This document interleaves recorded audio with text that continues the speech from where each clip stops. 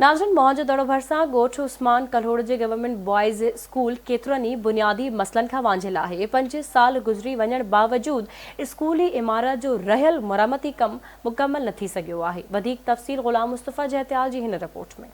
मोहन जो दड़ो भरसा ॻोठ उस्मान कल्होड़ जे government boys high school केतिरनि बुनियादी मसइलनि खां वांझियल आहे। 5 साल गुज़री विया आहिनि पर स्कूल जी इमारत जो रहियल कम हिन महिल ताईं न थी सघियो आहे। जॾहिं त हिन स्कूल में 400 खां मथे स्कूली ॿारड़ा तालीम पिराए रहिया आहिनि।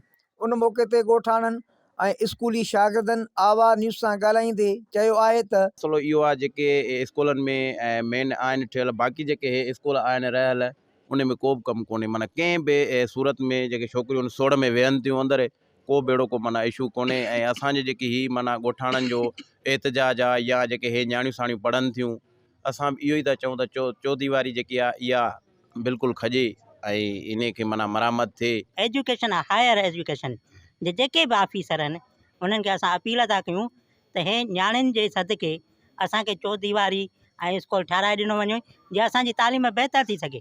ऐं असां सरदार शाह खे अपील था कयूं, उन्हनि जूं महिरबानियूं हिननि उस्ताद असांखे ॾिना आहिनि।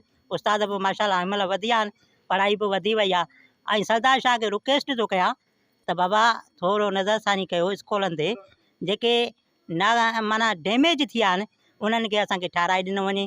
असांजे स्कूल में का बि सहूलियत न आहे, दीवार कान्हे, का दीवारूं टही वियूं आहिनि, क्लासमेट न आहिनि, जेको आहे सो ॿार न्याणियूं आहिनि पढ़नि थियूं, उनजे लाइ का सहूलियत न आहे।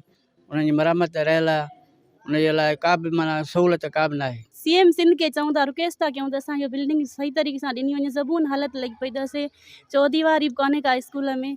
महिरबानी करे असांखे ॾिनी वञे त जीअं असां सही तरीक़े सां हिते तालीम पिराए सघूं।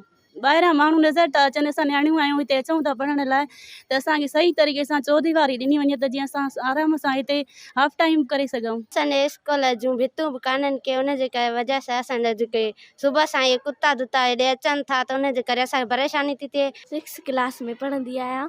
हिन स्कूल में भितियूं बि कोन्हनि, कमरा बि सोढ़ा आहिनि, इन जे वजह सां असांखे परेशानी थी थिए। मां क्लास 6 में पढ़ंदी आहियां। मुंहिंजो नेम आहे Sindhu. My school name is government boys high school Usman कल्होड़ो।